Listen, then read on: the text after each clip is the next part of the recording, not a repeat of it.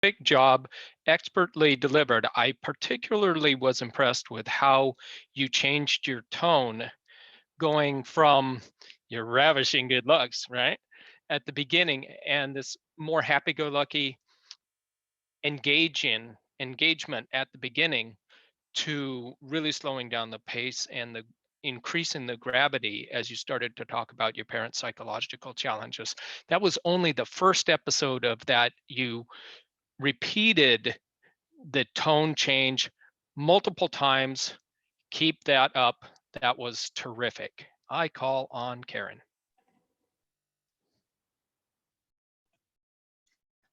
James, again, because this is the second time I've heard this too, and some great improvements. I also want to talk about tone.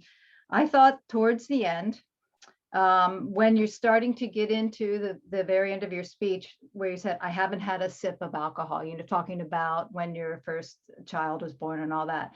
I think you need to concentrate on bringing the blustery tone down a little bit. I think you were still a little too blustery at that. And it might be more effective if you don't want to get too quiet, but if you just brought, left out a little bit of that blusteriness out of that portion. You did it later on, but I think you should start a little bit earlier and just gently bring that in. Good job and good luck. Thank you. And the next person is, who wants to go, or do I just do it? Franny. James, what a delight to hear this a second time. I have to tell you, I absolutely love your focus on the names of your parents. You may have those that may have been in there before, but I don't recall it. Whatever you were doing, it brought a focus to your parents as being real people. In your delivery, I'm going to give you a suggestion to change something in one of these three categories. One is the way you use your space. You tend to be in the, now you're using the space. You tend to be in the middle. You point off to one side for your mom.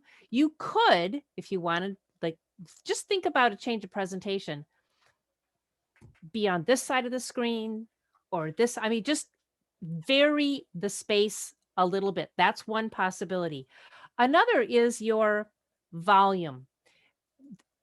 Sometimes getting very quiet is going to add emphasis to something. And Karen just brought up that you haven't had any alcohol since your wife was pregnant with your first child.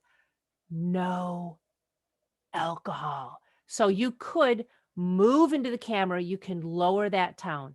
The third idea is the pause, and you can use that pause. And you have lots of good pauses, but I'm going to give you two suggestions. One again is, and I'm doing this because on my Brady Bunch, Karen is over here. So when you talk about, since my wife was pregnant with my firstborn, I've had no alcohol. You can give yourself an extra 2 seconds of pause because you came in at about 7 minutes and 3 seconds. So your timing is really good there. The other place you could put a pause, and this just adds a little bit of levity when you talk about these incredible good looks. Just a little pause, a little, and that makes us smile. I love your speech. Thank you so much for giving us this pleasure of seeing it again.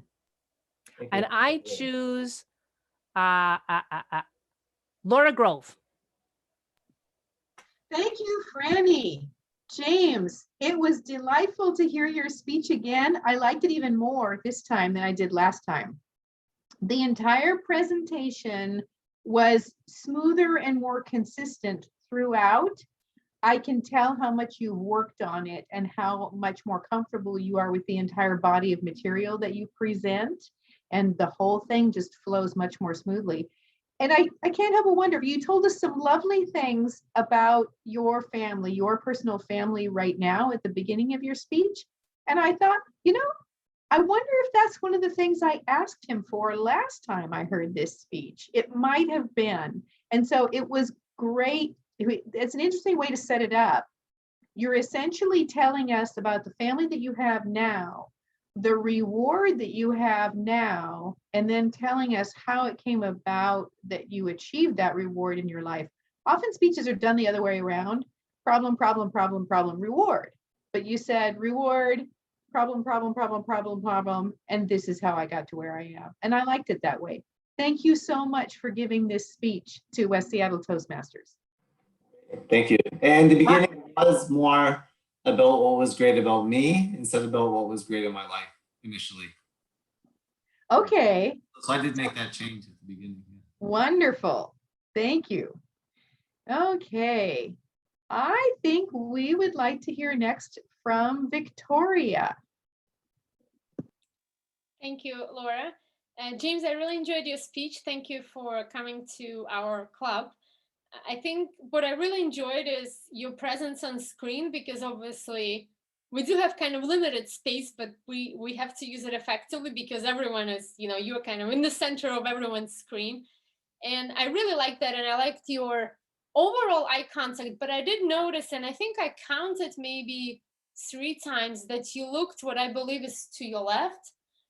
And I think maybe you did it, if you did it intentionally, then I think to what Franny said earlier, if there was like your person, I don't remember in exactly what moment it happened, then maybe you should just move your whole body to the left, not just the eye gaze. But if it was unintentionally, then just pay attention, because again, on the screen, we, and when we speak, everyone is like just looking at you. So we notice every little thing. So just make sure if you need to look to the left, then maybe move the whole body to the left. Yeah, otherwise, I think it was a great story, and it was kind of very memorable, because even if I think about it now, there's so many great moments, so it was easy to follow. And good luck at the contest. Thank you. Are we at time, or we have time for someone else?